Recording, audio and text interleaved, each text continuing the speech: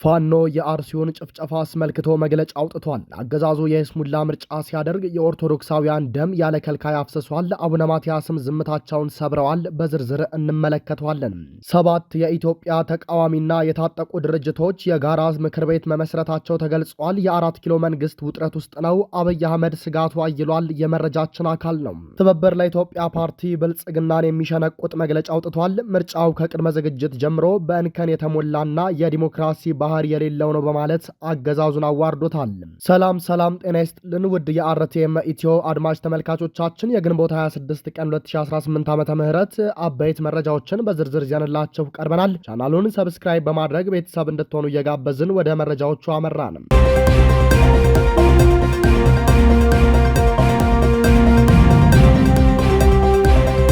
የአማራ ፋኖ ብሔራዊ ንቅናቄ በአርሲው የዘር ማጥፋት ወንጀል ላይ ጠንካራ መግለጫ በመስጠት የኦሮሞ የፖለቲካ ኃይሎች መሬት የወረደ ትግል እንዲያደርጉ ጥሪ ያቀረበ። የብልጽግናው አገዛዝ ከዜጎች ሰላም ወጥቶ መግባት ይልቅ ለቆሻሻው ፕሮፓጋንዳ ሲል በመዲናዋ ያቆማቸው ሐውልቶችና የተከላቸው አጸዶች ደህንነት ዕለታዊ አጀንዳው በሆነበት ሰዓትም በአርሲና በተለያዩ የሀገራችን ክፍሎች ወጥቶ መግባት ስጋት፣ በልቶ ማደር ቅንጦት በሆነባት ኢትዮጵያ ምንም እንዳልተፈጠረ ሰላማዊ ምርጫ አደረግኩ የሚለው የምዕራባውያን ተላላኪ የሆነው አገዛዙ የንጹሃንን እልቂት ጆሮ ዳባ ልበስ በማለት ምንም የተፈጠረ ነገር የሌለ ለማስመሰል በገደል ማሚቲዎቹም ቢቢሲና ፋና በኩል አጀንዳ ለማስቀየር እየተሯሯጠ ይገኛል። ሆኖም ግን እውነታው ህዝብ እየተራበ ከድህነት አረንቋ ለመላቀቅ እየተፍጨረጨረ ባለበት ሰዓት በእንቅርት ላይ ጆሮ ደግፍ እንዲሉ በተለየ ሁኔታ ጫካ በተቀመጡ የብልጽግና ቅልብ ተላላኪዎቹ በኩልም በአርሲ ምድር ላይ ኦርቶዶክሳውያንን ደም ያለ ከልካይ እየገበረው ይገኛል። ይህንንም አስመልክቶ የአማራ ፋኖ መግለጫ አውጥቷል። የአማራ ፋኖ በመግለጫው በኦሮሚያ ክልል ምስራቅ አርሲ ሀገረ ስብከት ስር በሚገኙ ወረዳዎች ውስጥ በኦርቶዶክስ እምነት ተከታዮች ካህናትና የቤተ ክህነቷ ታላላቅ አባቶች ላይ የተፈጸመውን አሰቃቂ ጭፍጨፋና የሃይማኖት ተቋማት መውደም የአማራ ፋኖ ብሔራዊ ንቅናቄ በጽኑ አውግዟል። ንቅናቄው በጥቃቱ የተሰማውን ጥልቅ ሐዘን በመግለጽ ድርጊቱን መንግስት መር የዘር ማጥፋት ወንጀል ሲል ጠርቶታል። ከምስራቅ አርሲ ሀገረ ስብከት የተገኘውን መረጃ ጠቅሶ ንቅናቄው እንዳስታወቀው በአሰኮ በሺርካና በህንቆሎ ዋቢ ወረዳዎች በርካታ ኦርቶዶክሳውያን ተለይተው ተጨፍጭፈዋል። በጥቃቱም የ101 ዕድሜ ያስቆጠረው የታሪካዊው የጠለታ ቅዱስ ገብርኤል ቤተክርስቲያን ሙሉ በሙሉ በእሳት እንዲወድም የተደረገ ሲሆን የካራ ኩፍቱና መድኃኔ ዓለም ቤተክርስቲያን ላይም ከፍተኛ ዘረፋ ተፈጽሟል። ምዕመናንም የክብር ጽላቱን ይዘው ወደ በረሃ የተሰደዱ ሲሆን መኖሪያ ቤታቸውንና ንብረቶቻቸውን ሙሉ በሙሉ ተቃጥለዋል። ንቅናቄው ባወጣው መግለጫ በአሰኮ ወረዳ ብቻ ከ280 በላይ ንጹሃን ዜጎች መፈናቀላቸውን ጠቁሞም ኦርቶዶክሳውያኑ ተወልደው ካደጉበት ቀያቸው በሃይማኖታቸው ብቻ ቤታቸው እየተለየ ተቃጥሏል፣ ንብረትና ከብቶቻቸው ተዘርፈዋል። ከጥቃቱ የተረፉትም ሜዳ ላይ ወድቀው ይገኛሉ ሲል መሬት ላይ ያለውን ሰቆቃ አጋልጧል። ንቅናቄው አክሎም አርሲን ጨምሮ የእምነት የቋንቋና የማንነት ብዝሃነት ባለባቸው አካባቢዎች ላይ አዳዲስ ገዳይ ዩኒቲዎችንና ኢመደበኛ ኃይሎችን በማደራጀት በዜጎች ላይ ሽብር የሚፈጽመው የብልጽግና አገዛዝ መሆኑን በግልጽ ከሷል። መሰል የዘር ማጥፋት ወንጀሎች በአሁኑ ዓመት ብቻ በተደጋጋሚ መፈጸማቸውና በብዙ መቶዎች የሚቆጠሩ ኦርቶዶክሳውያን መገደላቸውን የብዙዎችም ደብዛ መጥፋቱን አስታውቋል። ይህንን የሽብር ተግባር ለህዝብ ጆሮ ያደረሱ የሚዲያ አካላትንና ያወገዙ የፖለቲካ ኃይሎችን ያመሰገነው ንቅናቄውም ለኦሮሞ የፖለቲካ ኃይሎችና ተጽዕኖ ፈጣሪ ፖለቲከኞች ወገናዊ ጥሪ አስተላልፏል። ጨፍጫፊውን የብልጽግናን ስርዓት ለማስወገድ እየታገላቸው ያላቸው የኦሮሞ ኃይሎችም በኦሮሚያ ክልል የሚኖረው የአማራ ህዝብ ህልውናው እንዲከበር መሬት የወረደ ተግባራዊ ትግል ልታደርጉ ይገባል ብሏል። የሀገር ውስጥና ዓለም አቀፍ የሰብአዊ መብት ተሟጋቾች ይህንን ማንነትና ሃይማኖትን መሰረት ያደረገ ጭፍጨፋ በዝምታ መመልከታቸውን ንቅናቄው ወቅሷል። ይህ ዝምታ ከገዳዮች ጋር ከመተባበር ተለይቶ አይታይም ያለው መግለጫው የሽብር ተግባራቱ በአስቸኳይ ተጣርተው በአገዛዙ ላይ ጠንካራ ዲፕሎማሲያዊ እርምጃ እንዲወሰድ ግፊት እንዲደረግ ጠይቋል። በመጨረሻም አዳዲስ ገዳይ ስኳዶችን በማቋቋም አገሪቱን ወደ ለየለት ቀውስ እያመራት ያለው የብልጽግናው አገዛዝ በአንድነት ተወግዶ ኢትዮጵያ ከሽብር አገዛዝ እንድትላቀቅ መላው የኢትዮጵያ ህዝብ በጋራ እንዲነሳ ንቅናቄው ጥሪውን አስተላልፏል።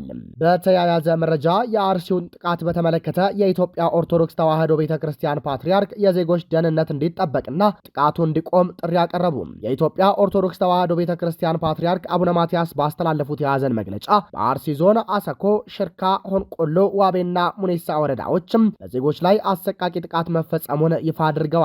በጥቃቱም በርካታ ምዕመናን በግፍ የተሰዉ ሲሆን በመቶዎች የሚቆጠሩ ደግሞ ከቀያቸው እንዲፈናቀሉ መደረጉን በማንሳት በምዕመናኑ ላይ የሚደርሰውን እንግልት በማ በማውገዝ ዝምታቸውን ሰብረዋል።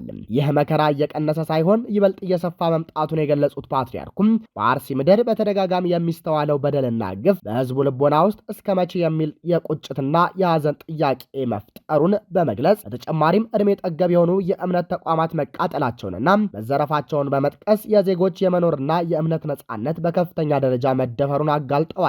መግለጫው አክሎም የዜጎችን ደህንነት የመጠበቅና ሰላምን የማስፈን አደራ የተጣለባቸው የጸጥታ አካላትና በየመዋቅሩ ያሉት የመንግስት ኃላፊዎች ከታሪክ ባለ ዕዳነት ይድኑ ዘንድ ይህንን የጥቃት ሰንሰለት በአስቸኳይ ማስቆምና ወንጀለኞችን ለህግ ማቅረብ እንዳለባቸው አሳስቧል።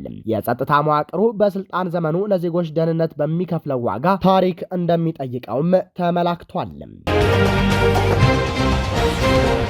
7 የኢትዮጵያ ተቃዋሚና የታጠቁ ድርጅቶች የጋራ ምክር ቤት መመስረታቸው ተገለጠ። በኢትዮጵያ ውስጥ የሚንቀሳቀሱና ከብልጽግና ጋር በትጥቅ ጭምር እየተፋለሙ የሚገኙ 7 የፖለቲካና የታጠቁ ድርጅቶች የጋራ ምክር ቤት ወይም ካውንስል መመስረታቸውን ኢትዮ ፎረም ዘግቦታል። ይህ በቅርቡ ይፋ ይደረጋል ተብሎ የሚጠበቀው ምክር ቤት ከማንኛውም ጽንፈኛ ኃይል ጋር ግንኙነት እንደሌለውም ተገልጿል። ምክር ቤቱ ከመሰረቱት ድርጅቶች መካከል ፋኖ፣ ህወሓት፣ ኦብነግ፣ የኦሮሞ ነጻነት ሰራዊት ኦላ፣ የቤኒሻንጉል ጉሙዝ ድርጅትና የአፋሩ ኡጉጉሞ እንደሚገኙበት ታውቋል። ይህንን ምክር ቤት እውን ለማድረግ በሀገር ውስጥና በውጭ ሀገር ከአንድ ዓመት በላይ የፈጀ ሰፊ ውይይት ሲደረግ የቆየ ሲሆንም የመጨረሻው የማጠቃለያ ስብሰባ በኢትዮጵያ ውስጥ ተካሂዶ ሚያዝያ 29 ቀን 2018 ዓ.ም ስምምነቱ በይፋ መጽደጉ ተገልጿል። ካውንስሉ በአንድነት እንደገለጹት የመድረክ ሙሉ በሙሉ በኢትዮጵያ የጋራ ትብብር የተመሰረተ ሲሆንም በሂደቱ ላይ የኤርትራ መንግስት ወይም ሻቢያ ምንም አይነት እጅ ወይም አስተዋጽኦ የለበትም ብለዋል። ውይይቱ በዋናነት ያተኮረው የጋራ ሀገርና የጋራ ጠላት አለን በሚል መንፈስ የወቅቱን የአብይ አህመድ አስተዳደር ወታደራዊ ጥቃቶች በጋራ ለመመከትና ትግላቸውን ለማቀናጀት ነው። ከዚህም በተጨማሪ ድርጅቶቹ ድህረ አብይ አህመድ የምትመጣው ኢትዮጵያ በምን መልኩ መቀጠል አለባት በሚለውና አብዛኞቹ የፖለቲካ ጉዳዮች እንዴት መፈታት እንዳለባቸው ስምምነት ላይ መድረስ መቻላቸውን ተነግሯል። ከተመሰረተው ምክር ቤት በተጨማሪ ሌሎች ኃይሎችም በቅርቡ ጥምረቱን ይቀላቀላሉ ተብሎ እንደሚጠበቅ ተብራርቷል። የብልጽግና ፓርቲ ወደ ስልጣን ከመጣ በኋላ በፈጠራቸው ግጭቶች ምክንያት በሀገሪቱ የተለያዩ ክልሎች በርካታ የታጠቁ ኃይሎች ለመፈጠር መገደዳቸውን ያወሳው ዘገባው ይህ አዲስ የተመሰረተው የጋራ ምክር ቤት በኢትዮጵያ የወደፊት የፖለቲካና የወታደራዊ መልክዓ ምድር ላይ አዲስ ምዕራፍ ሊከፍት እንደሚችል ተስፋ አስቀምጧል። የምርጫው ውጤት ምንም ቢሆን የትኛውም እጩ በትብብሩ ስም ምክር ቤት እንዳይገባና ቢገባም ፍጹም ተቀባይነት የሌለው መሆኑን ትብብር ለኢትዮጵያ አንድነት አስታወቀ። ባለፈው ሰኞ የተካሄደውን አጠቃላይ ምርጫ ተከትሎ የሂደቱ ውጤት ምንም ይሁን ምን የትኛውም እጩ በትብብሩ ስም ወደ ምክር ቤት እንዳይገባና በምክር ቤት ቢገኝ እንኳን ፍጹም ተቀባይነት የሌለው መሆኑን ትብብር ለኢትዮጵያ አንድነት አሳሰበ። ቅንጅቱ በላከው መግለጫ ምርጫው ከቅድመ ዝግጅት ጀምሮ በእንከን የተሞላና የዲሞክራሲ ባህሪ የሌለው መሆኑን ገልጿል።